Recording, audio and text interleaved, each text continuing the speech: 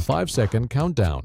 If a player takes too long to take a throw-in or a goal kick, the referee starts a visible 5-second countdown. Miss it on a throw-in, possession goes to the other team. Miss it on a goal kick, the opposition gets a corner. Goalkeepers already had the 8-second rule for holding the ball. This extends that same idea to restarts, except now there's an actual consequence. Stalling at a goal kick used to cost nothing, but now it costs you a set piece. The 10-second substitution. Once the substitution board goes up, the player coming off has 10 seconds to leave the pitch. If they don't, the replacement has to wait on the sideline until the first stoppage after a full minute. Your team plays with 10 men for that whole minute. You know the move. 89th minute, player walks off slowly, ties both boots, waves to the crowd on the way out. That now costs more time than it buys. The 1-minute treatment rule. Any outfield player who gets medical treatment on the pitch has to leave and stay off for at least 1 full minute after play restarts. Teams have faked injuries for years to get a free tactical timeout, which creates time for the manager to shout instructions, time for the team to regroup so whoever had the momentum loses it. 1 minute off the pitch makes that a bad trade. If you want the physio, you come off. Goalkeepers and players about to take a penalty are not included. Confirmed head injuries are also exempted. For everyone else, the rule applies. The mouth covering red card. Any player who covers their mouth with a hand, an arm, or a shirt during a confrontation gets a straight red card. In February 2026, Benfica's Gianluca Prestiani covered his shirt over his mouth and said something to Vinicius Jr. during a Champions League match in Lisbon. Vinicius ran to the referee and reported a racial slur. The match stopped for 11 minutes. The referee couldn't do anything because he couldn't verify what was said. The mouth was covered. So now covering your mouth during a confrontation is the offense. What you said doesn't matter. The act of hiding it is the red card. The protest red card. Any player who leaves the pitch in protest of a referee's decision gets a straight red card. Any coach or team official who tells players to leave gets the same. If a team causes the match to be abandoned, they forfeit. In the 2026 Africa Cup of Nations final, Senegal's manager led his players off the pitch after Morocco were awarded a stoppage time penalty. The match stopped for 17 minutes. Senegal eventually came back, won the game, and lifted the trophy. 2 months later, CAF took the title away and gave it to Morocco. Leaving the pitch had cost them everything. Under this rule, it ends the second a player steps off. Red card, done.